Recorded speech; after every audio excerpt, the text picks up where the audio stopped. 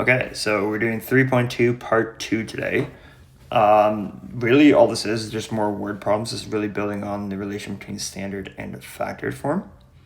So it's not new information, we're just going to see a lot of problems, okay? So 4 examples. Let's get started.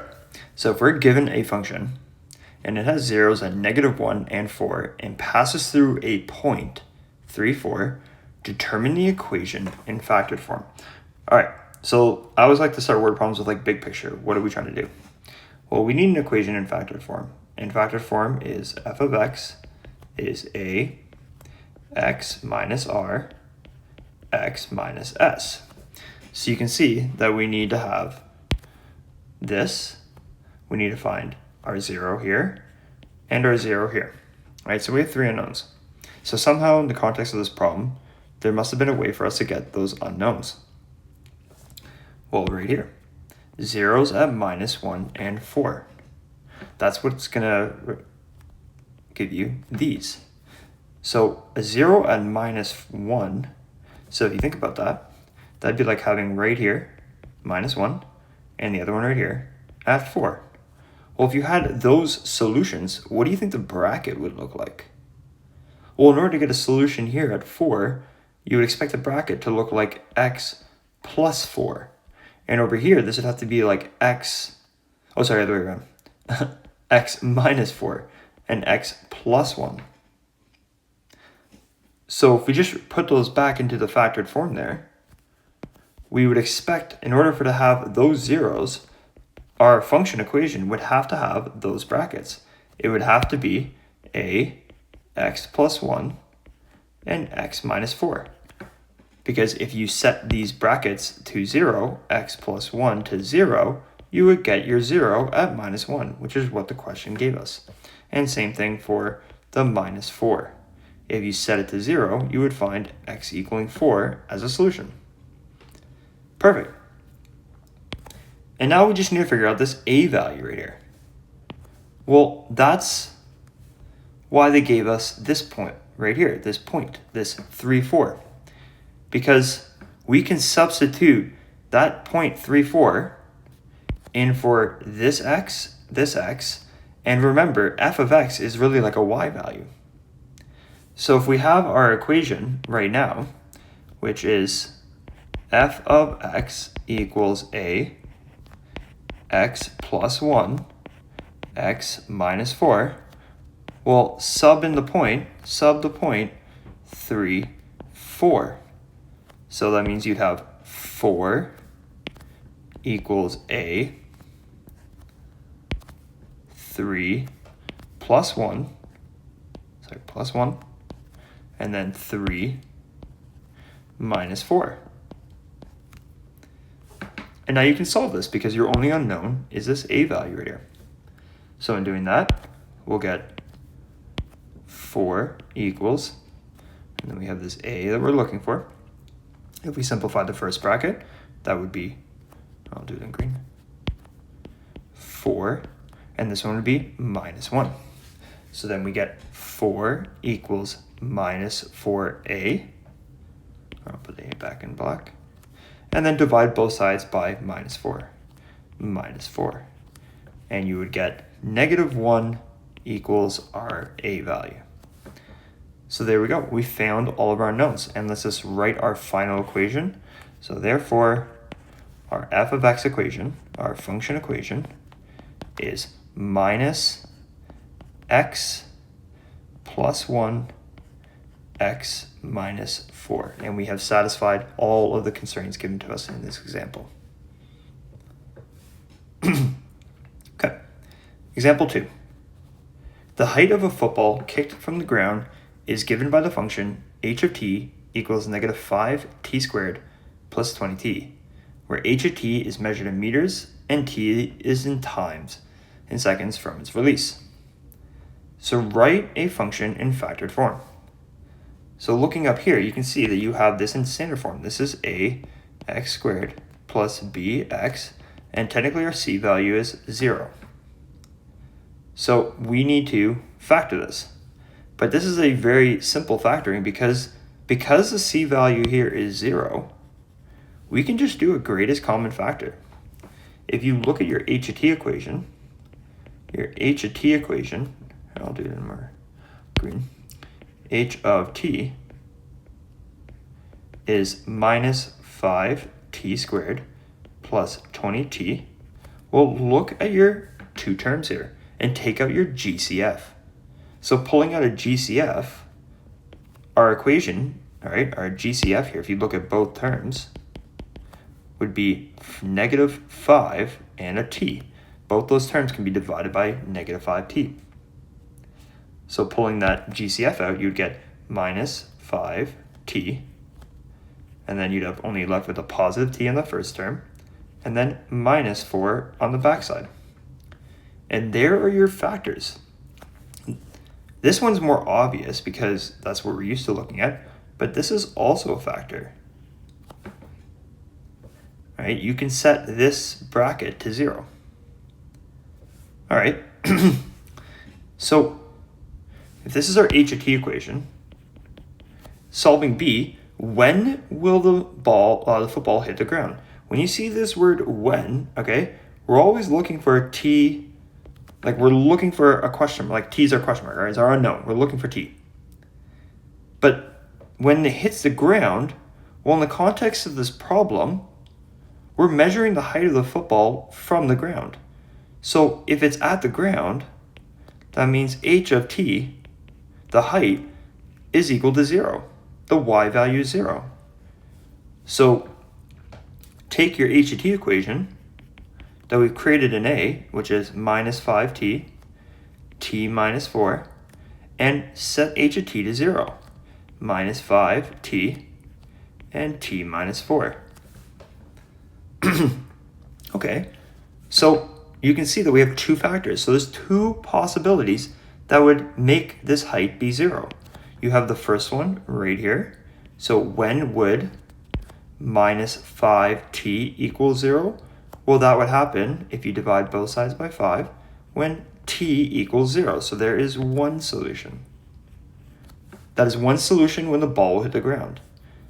And then here, the other one, this is t minus 4 equals 0, or t equals 4, or in seconds. I should put seconds because this is a application problem.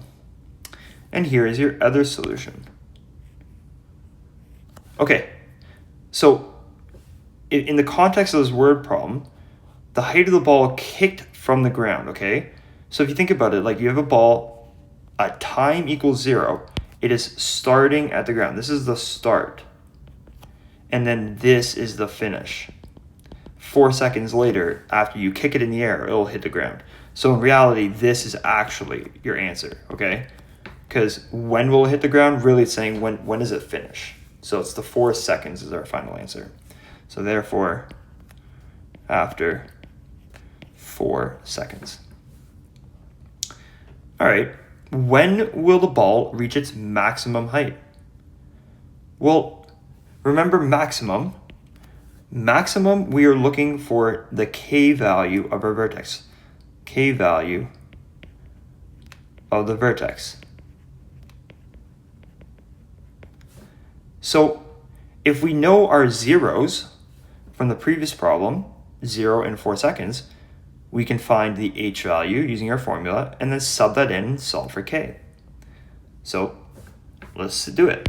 If we find our h value, h is equal to the halfway point between the two zeros,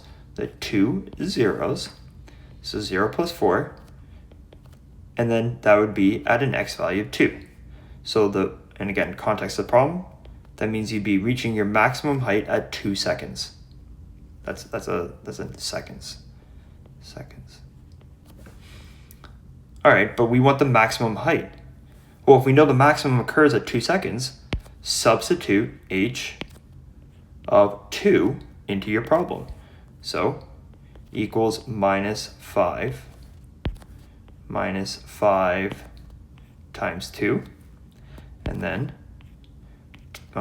2 minus 4. So you get minus 10 minus 2 and 20. So then context of the problem, that's 20 meters. Oh, sorry, when. Oh, geez.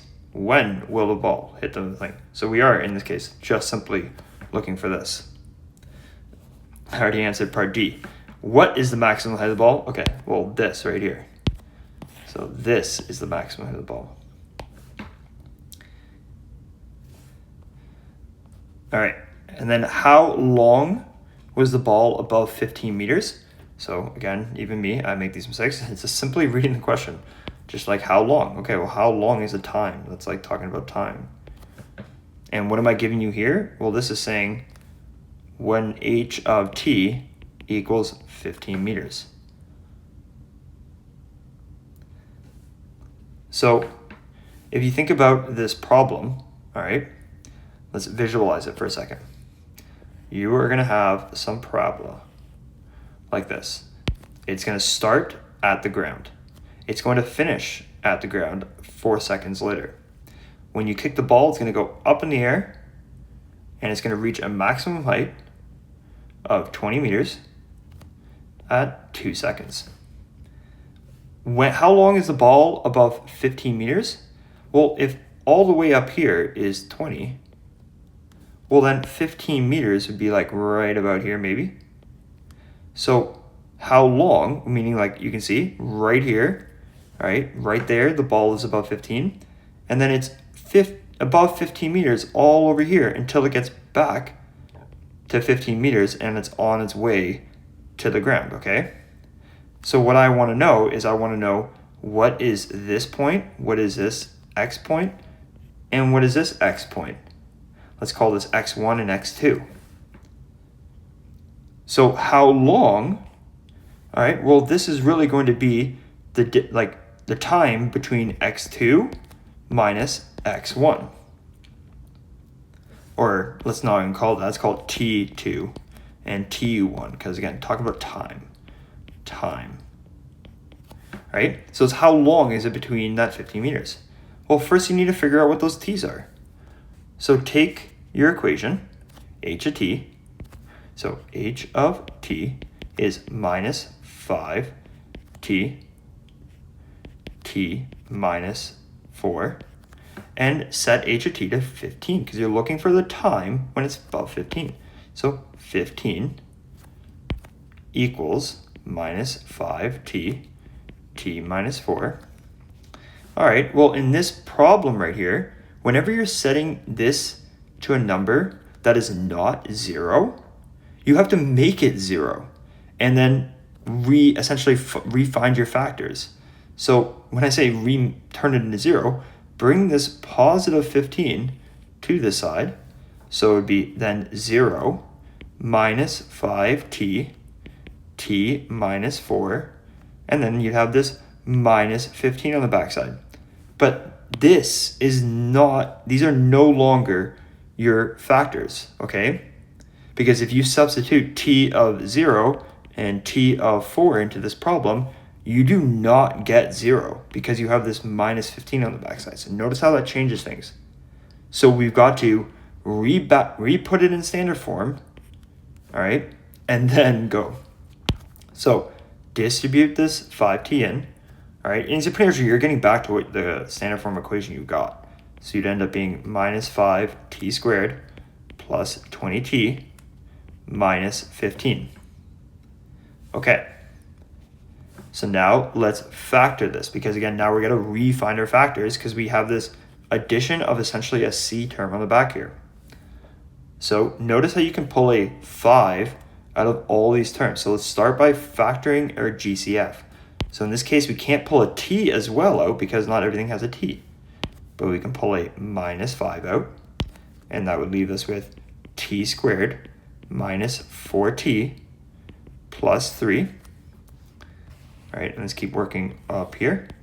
So to factor this, all right, this is a simple trinomial because our a value here is 1. So, we just need two numbers that multiply to 3 and add up to -4. Yep. In doing that, you'd get 0 equals minus 5. And then two numbers that multiply to 3 and add up to -4 are -3 and -1.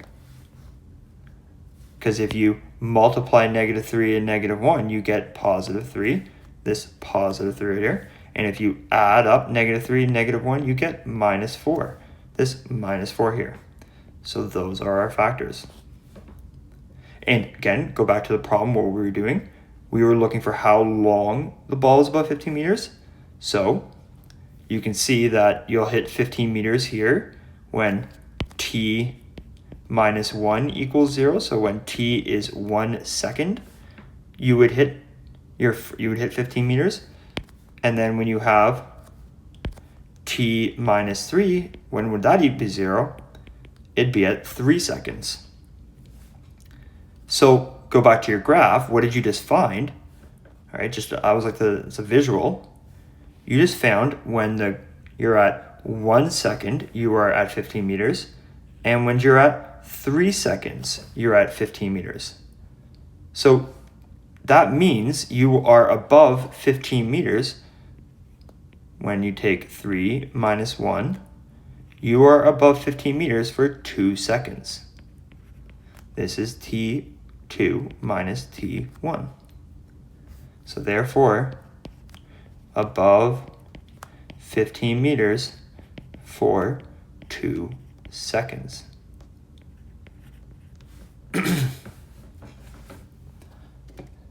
Graph the height of the football in terms of time. Well, we've already sort of done that. All right, in that little picture, I've given you an E. So if we were to graph it, right up here, let's plot our vertex and our zeros. So our vertex, all right, our vertex is at the point, right here you can see from D, is at the point 2, 20. So plot that. 220 would be 2 and 20 right there. You have your 1, 0 here at 0 and 4. And you have your other one, because you had the origin, 0, 0. And now you can just connect the dots. This would be like this.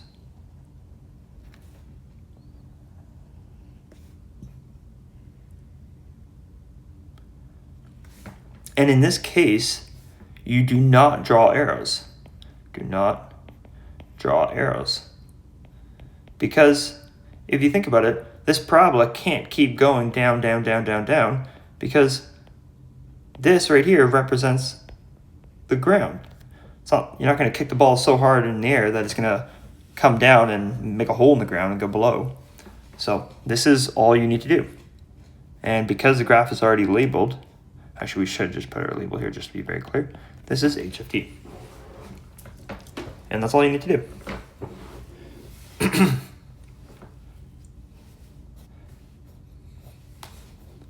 So, example 3. Now I'm giving you a graph, so you kind of work backwards. All right, if I look at this graph, I want you to be able to give me the factored and standard form equations. So let's start with factored form, okay? Go with factored form first, so do this first, and then expand into standard form. So finding factored form, once again, we need a value, and we will need our zeros, and that's it. So let's look for these values right here, because this is the easiest thing to swap. Those zeros are right here. Here is one of them. That is at the point 0, 2. And here's the other one right over here. That is at the point minus 5, 0. Made my coordinates backwards. 2, 0. All right. So think about it. How would you get this 0? What would you have to make this bracket look like to have that point right there? Well, it's backwards, right? If that is positive 2, that means inside the bracket, you would expect to see a negative 2. So this bracket would be x minus 2. And the other one would be x plus 5. because when you take those and those two brackets and you set them to 0, you get the opposite sign. Okay, and now we just need to find this a value. Well, finding that a value is just like the problem we did in example 1. Just find a point on the graph other than the x-intercepts that you can plug in. So find an obvious spot, right? So an obvious point, one that hits cleanly. So in this case, I can see that right here. That's a nice obvious point. That's the y-intercept right there. And that point would be at, where's that, 10, so 0, 10. So if we plug 10 in for our y, we would get a, and then we'd have 0 in the x, minus 2, 0 in the x, plus 5. You get 10 equals, and then you'd have a, simplify those brackets, you'd have minus 2, 5. So you get 10 equals a negative 10. Divide both sides by negative 10. Sorry, negative 10. And you would get negative 1 equaling our a value. So let's write in factored form. So in factored form, our equation is f of x equals negative x minus 2 x plus 5. So now to get this into standard form, you need to expand it. Expand it. So standard form,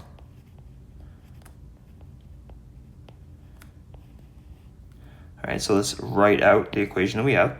F of x equals minus x minus 2 x plus 5. All right, well, expanding it is that whole foiling. So x times x gives you x squared, and there's still that negative in front. X times 5 is plus 5x. 2 times that, negative 2 times that x is minus 2x. And then negative 2 times that 5 is minus 10. So simplify that and collect like terms. So x squared plus 3x, this becomes 3x, minus 10. And then the last step is distribute that negative in. So this negative goes in and multiplies all three of these terms and essentially just flips your signs. So you get f of x equals minus x squared minus 3x plus 10. And there you go. That is your standard form equation. All right, last example. Given that x equals 5 and x equals negative 3 are the zeros of a quadratic function, and that the function has a maximum value of 32, determine the equation of the function in standard form. Okay, so again, we are given our zeros here. So start there. So just picture what those are. At the points x equals 5, so x equals 5, 5, and x equals minus 3. Minus 3, you have the points minus 3, 0. Those are your zeros, 5 and 0. That means you have a equation in standard form where you have x minus 5, because it's a 0 at positive 5. And then you have a 0 at x plus 3, because your other zeros at minus 3.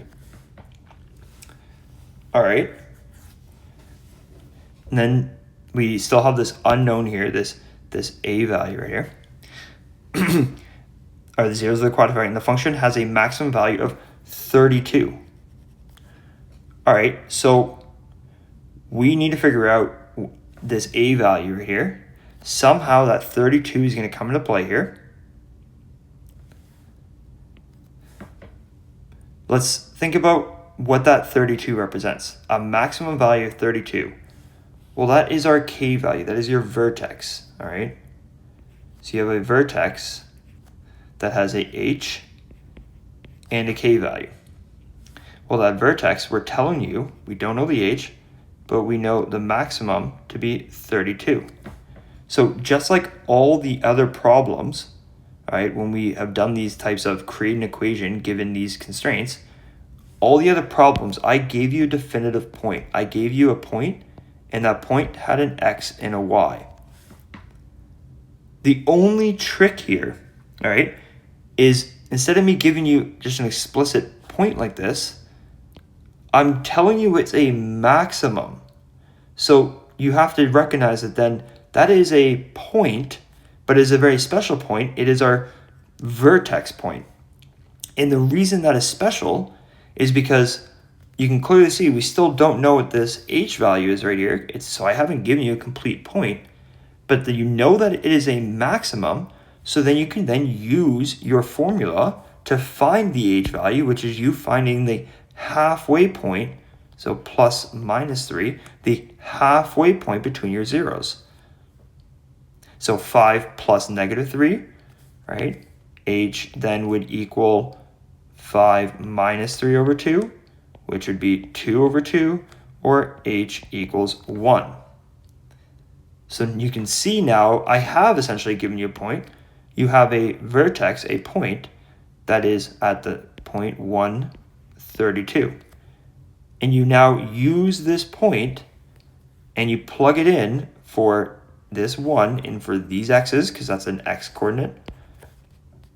And you plug this y in for that y right there. So you get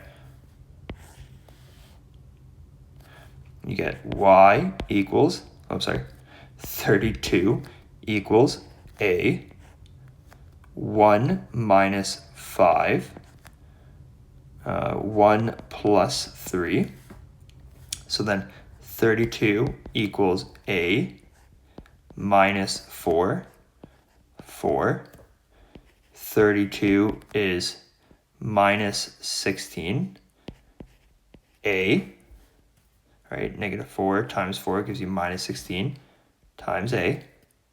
Divide both sides by minus 16, and you're going to get negative 2 as our a value. So then you have y equals minus 2, x minus 5, x plus 3. But again, this is factored form, and the question's asking you for a standard form.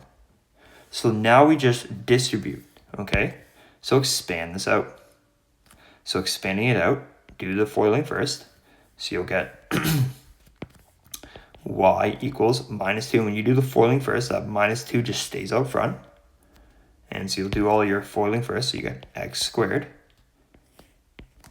plus 3x minus 5x minus 15. You get y equals minus 2. Collect your like terms now. So you'll get x squared. Nothing changes there. But this right here simplifies to minus 2x minus 15. And then the last step is now expand that negative 2 in. And you'll get y equals minus 2x squared plus 4x plus 30. There you go. That is standard form, and that is the final answer. Okay, good job. And you can see we have lots of practice, so we'll go through that in class. Bye for now.